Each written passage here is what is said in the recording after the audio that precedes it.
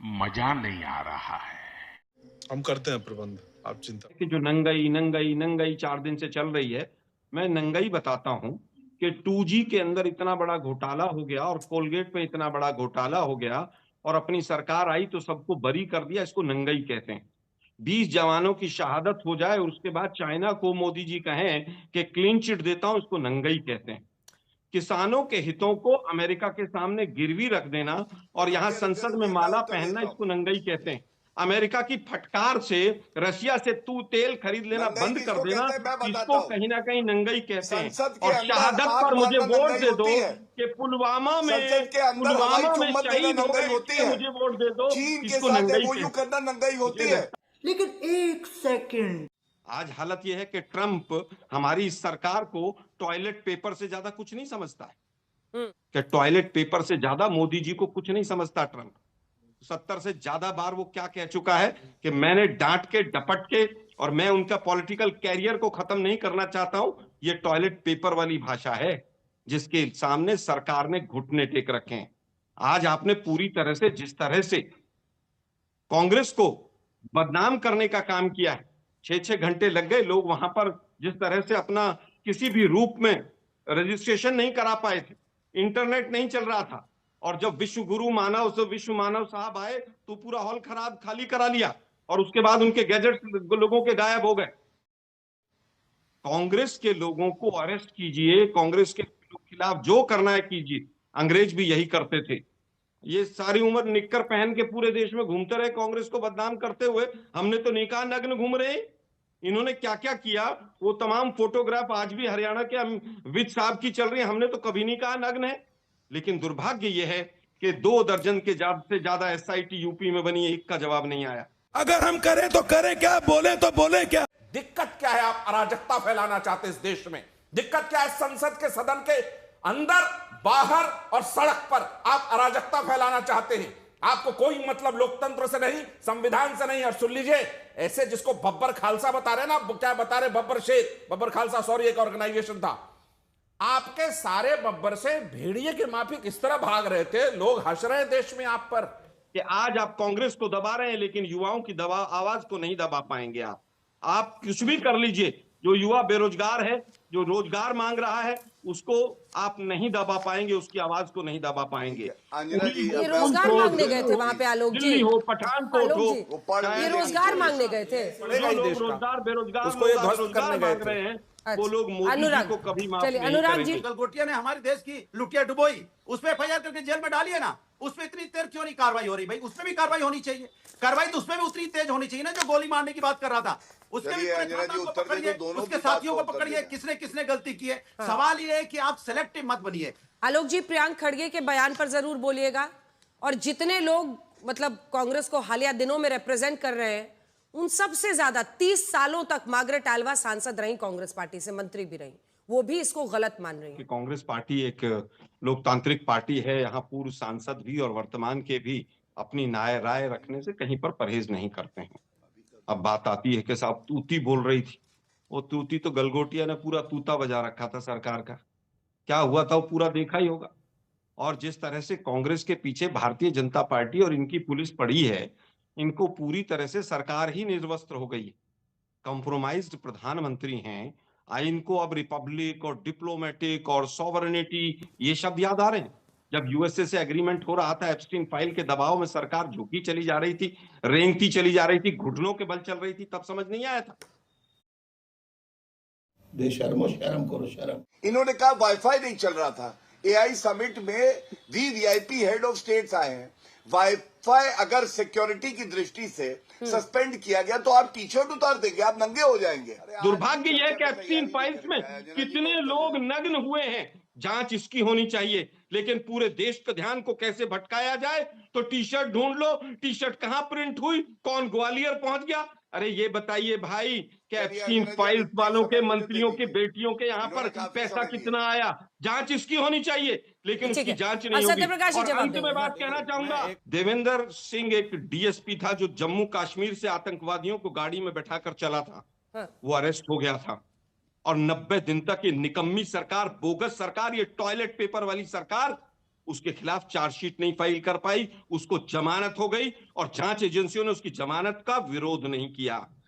इनका ये toilet paper वाला जो लहजा है ना, वो इनके टॉयलेट पेपर की तरह ही हिंदुस्तान की जिस तरह से जांच एजेंसियां हैं, उन जांच एजेंसियों को उपयोग कर रहे हैं। मनमोहन सिंह के दफ्तर में बैठ करके गलबैया करते थे, देवेंद्र वो यादव शर्म नहीं आया? बताइए, यासिन मलिक जेल में है, आतंकवादियों से गलबैया करने वाली सरकार हमें बताएगी कि हम आतंकवादियों के साथ कैसा ट्रीटमेंट करेंगे। आप एक बात समझ लीजिए आलोक शर्मा जी, आज आतंकवादियों को वही सजा मिलती है जो सरकार मुकर्रर करती है। आपके समय में तो आतंकवादी प्रधानमंत्री कार्यालय में था, हाय हेलो थैंक यू चल रहा था। एक स्पष्ट मत है आपको, देश के लोकतंत्र से ना कोई लेना देना है, संविधान की धज्जी उड़ाने का आप पर तो सबूत पेश है। एक आपके साथ बैठे वो आप के साथ गलबैया कर रहे हैं। तुम चुल्लू भर पानी में जाके डूब के मर जाओ। आलोक जी, आपको भी समझ में आ रहा होगा, कांग्रेस, यूथ कांग्रेस के कार्यकर्ता अलग अलग जगहों पर प्लान तो बनाएंगे ना भाई। अब इसको कॉन्स्पिरेसी बोलिए, प्लान बनाइए, टी शर्ट बाकायदा छपवा के वहां पहुंचे ना। अब ये क्या है, मतलब इसको एआई समिट में क्यों करना था? मुझे एक बात बताइए, रामलीला ग्राउंड में जो चल रहा था और पूरा हिंदुस्तान का मीडिया दिखा रहा था, बिल्कुल रामलीला मैदान पे भी कर सकते हैं, जंतर मंतर पे भी कर सकते हैं। अंजना जी मेरी बात तो सुनिए। अरे गुरुजी, इसीलिए तो जगह बनाई गई है ना विरोध प्रदर्शन की, रैली की। प्लीज सुनिए ना, आप कुछ भी बोलो, ये नहीं सुनने वाला। रामलीला मैदान आजकल मिलता नहीं है सरकार के विरोध के लिए। और जंतर मंतर, आज हालत ये है, अरे सुनिए ना मैम, जंतर मंतर पे आते ही 2016 में पहला कानून बना था, उसके हिस्से को आधा कर दिया गया था, उसके तमाम रूल्स को बदल दिया था। और जंतर मंतर पर विनेश फोगाट के साथ क्या हुआ था पूरे देश ने देखा था। वापस आता हूं मैं, 350 लोग मरे थे एक भगदड़ में उत्तर प्रदेश में, एक आदमी को अरेस्ट नहीं किया। आज तो टी शर्ट डूलते घूम रहे हैं, कहां से प्रिंटिंग हुई? आप राम रहीम को जो सजा याफ्ता है रेप के और मर्डर के केस में, उसको आप इस तरह से बार बार पैरोल 40-40 बार देते हैं। आप महिला सुरक्षा की बात करते हैं। लाल किले का जो बॉम्ब ब्लास्ट हुआ, उसके लिए कितनी छापेमारी हुई, क्या हुआ, उसके बाद एनआईए ने क्या किया, देश वो भी जानना चाहता है, लेकिन आप नहीं बताएंगे। आलोक जी, आप क्या चाहते हैं कि भेड़िए के खाल में जो बब्बर शेर छोड़े हुए थे आपने, इनको सैंडविच खिला करके ले जाती पुलिस और कॉफी पे बुलाती, एकदम माल्यार्पण चाहते हैं आप इनका। ठीक है सत्यप्रकाश जी, जैसे पूरा करेंगे ले आएंगे। ये बीजेपी की भी टीम को चुप कराइए। चलिए बोलिए। बीजेपी के एबीसी और जेड सारी टीमों कुछ करना है। ये व्यक्ति बहरूपिया है, बीजेपी का ये व्यक्ति बहरूपिया है। ये व्यक्ति कुछ दिन पहले जेडीयू का प्रवक्ता था, फिर ये नेता था, अभी राजनीतिक विश्लेषक हो गया। ये बीजेपी के प्लांटेड लोग हैं। मेरी बात पूरी होने दीजिए, नहीं तो मैं और को लोगों को भी निर्वस्त्र करूंगा। बीच में कोई ना बोले, नहीं तो पजामे पे भी जाऊंगा। जना जी, बात ये है कि जेएनयू के अंदर जिस तरह पर गलत सीडी चलाई गई थी, जिस तरह से जेएनयू की गलत सीडी चलाई गई, उस समय पर भी पूरे हिंदुस्तान के मीडिया ने दिखाया कि जेएनयू में शायद आतंकवादी आ गए, और उसके बाद पहली डेट पर हाईकोर्ट ने बेल दे दी और आज तक सजा नहीं हुई। ये पूरे देश को पता है। अरे भाई, मणिपुर के अंदर क्या हुआ था, हमारी फौजियों की बेटियों के साथ किस तरह का अभद्र व्यवहार हुआ था, वो लोग आज तक अरेस्ट हुए कि नहीं, पूरा देश को नहीं पता है। हमारे यहाँ ऐसा ही होता है। आज तक देश को नहीं पता 350 किलो आरडीएक्स कहां से आया। आज तक ये नहीं पता चला कि किस तरह से वो चाइना की भूमि में हमारे 20 जवान शहीद हुए थे या हमारी भूमि में हुए थे। केवल क्लीन चिट दे दी गई। आज दुर्भाग्य यह है कि इंदौर हो, नोएडा हो, अंकिता भंडारी हो, इनके गुनहगारों के लिए कोई छापेमारी नहीं होती है। लेकिन यूथ कांग्रेस ने टी शर्ट कहां सिलवाई है, ये दिल्ली पुलिस के लिए बहुत बड़ा काम हो गया। आज हालत यह है कि आईएएस जो है वो आईईएस हो गया है, इंडियन इवेंट सर्विसेज। ठीक है, वो कह रहे हैं इंडियन इवेंट सर्विस हो गया है। ठीक है, जवाब। तुम्हें शर्म है कुछ? अंजना जी, इसको देखिए कि राहुल गांधी जी ने मंच से क्या कहा। उन्होंने कहा कि उनके कार्यकर्ता बब्बर शेर हैं। मुझे बड़ा डर ये कांग्रेस को खा ना जाएं, ये सारे शेर एक दिन कांग्रेस को खा जाएंगे। और ये जो राहुल गांधी भेड़िए की खाल में शेर पाल करके लोगों को बता रहे हैं ना, वो अपनी औकात बता रहे देश को। कि कितना गिर सकती है कांग्रेस की अंतर्राष्ट्रीय सम्मेलन के सामने। प्लीज आपके बीच नहीं बोला मैं, प्लीज तहजीब रखिए, आपके बीच नहीं बोला मैं, आपके बीच नहीं बोला मैं। आप इतनी ही है, इतनी ही बिसात है आपकी, इतनी ही बिसात है कि 10 आदमी को सबसे मेरा निवेदन है, वो खड़े नहीं थे शहीद होने के लिए, बड़ा दौड़ दौड़ के भाग रहे थे वहां से सारे आपके भेड़िए में, जो भेड़िए के खाल में शेर पहना के भेज रहे हैं आप बिना टी शर्ट के। बताता हूं, सुनिए, ज्यादा नहीं, बदतमीजी नहीं। आलोक जी, आलोक जी, ये बात तो सच्चाई है ना कि अभी भागे फिर रहे हैं, आपकी बारी आएगी, अलग अलग शहरों से पकड़ना पड़ रहा है इनको। बताता हूं, मुझे नहीं मालूम आप राजनीति में कब से हैं, मैं नहीं जानता, आपको बताता हूं नग्नता। आपकी सरकार थी, मनमोहन सिंह देश के प्रधानमंत्री थे, मणिपुर में आपकी सरकार थी। आलोक जी, I'll give you time to respond. Promise I'll come to you. Let him complete. आगे भी नहीं बोलूंगा आपके बीच में। अब शब्द मत बोलिएगा सत्य। नहीं, अब शब्द नहीं। अच्छा ठीक है, उनकी औकात। अरे Rahul, Alok ji please wait for your turn, wait for your turn. कि देश को नीचा दिखाना है अंतर्राष्ट्रीय मंच पर जाकर के, जहां देश की इज्जत बढ़ रही हो, वहां राहुल गांधी की एक ही काम है, देश को नीचा दिखाओ, नीचा दिखाओ। अच्छा, हमको सिखा रिया है। उदय भानु चिब, जिनकी गिरफ्तारी हुई है 20 घंटे पूछताछ के बाद, ग्वालियर से जितेंद्र यादव को गिरफ्तार किया गया है। एक करके सबके नाम दिखा दीजिए, ये सदस्य हैं यूथ कांग्रेस के। सोमवार को ग्वालियर से अरेस्ट करना पड़ा। अजय कुमार विमल, जो कि पूर्वाध्यक्ष थे भिंड यूथ कांग्रेस के, सोमवार को उनकी गिरफ्तारी हुई। राज गुर्जर को भी, मतलब अलग अलग जगहों से, दिल्ली से 4 गिरफ्तारियां ही हो पाई। ऐसी क्या वजह थी? उनको भी तो समझ में आ गया होगा ना कि कुछ गलत किया है, वरना शेर भागता थोड़ी है। इसी तरह की लिस्ट अगर आती कि पुलवामा में कौन कौन था, 6 महीने बाद जब संसद सत्र आया तो संसद सत्र के अंदर किसी ने भी लिस्ट में नाम नहीं चलाया कि कौन कौन से आतंकवादी यहां पर आए थे। इसी तरह की लिस्ट पुलवामा के मास्टरमाइंड की भी आती तो बहुत अच्छा लगता। उसमें जिस तरह से सतपाल मलिक जी के यहाँ पर सीबीआई इंक्वायरी करके और आज तक नहीं पता चला वो गाड़ी किसकी थी, लेकिन यूथ कांग्रेस और कांग्रेस को दबाने में ये पूरी सरकार निर्वस्त्र हो गई है। इसी तरह से नाम अगर आता अंकिता भंडारी हत्याकांड में कि कौन वो वीआईपी था, तो हमें बहुत अच्छा लगता।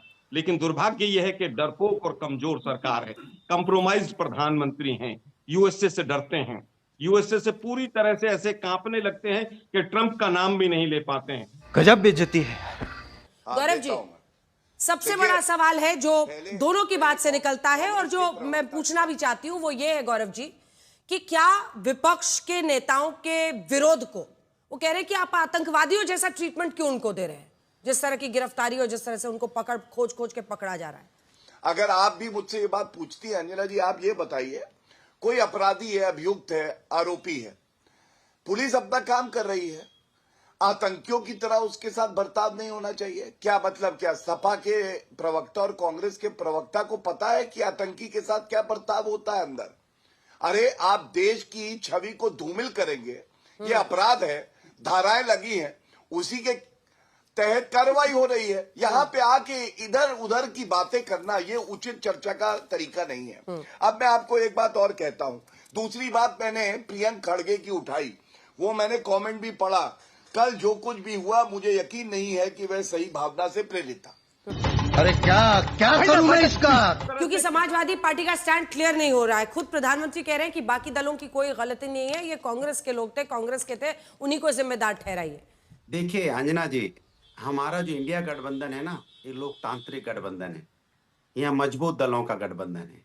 गलतियों पे टोक देते हैं बेझिझक, क्योंकि साथ रहने का वादा पक्का है।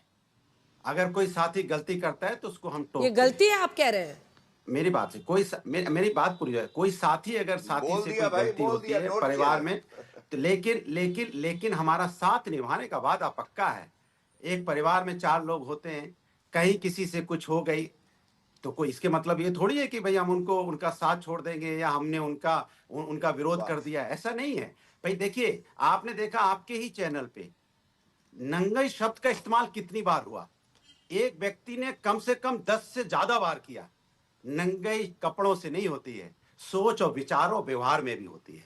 तो ये सोच और विचार व्यवहार किसको ठीक करना है समझने की जरूरत है। कम से कम शब्दों का इस्तेमाल, जब हम राष्ट्रीय चैनल पर बैठे हो तो जितना कम हो ऐसे शब्द तो ज्यादा अच्छे हैं। एक व्यक्ति औकात की बात करने लग गए, वो औकात तक पहुंच गए।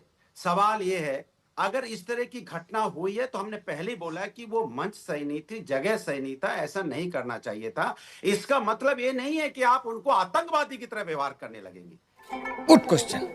किसी ने अगर किसी हमारे देश के किसी नागरिक ने अगर किसी पार्टी ने विरोध जताया, गलती की, तो ये जिम्मेदारी सरकार की भी होती है।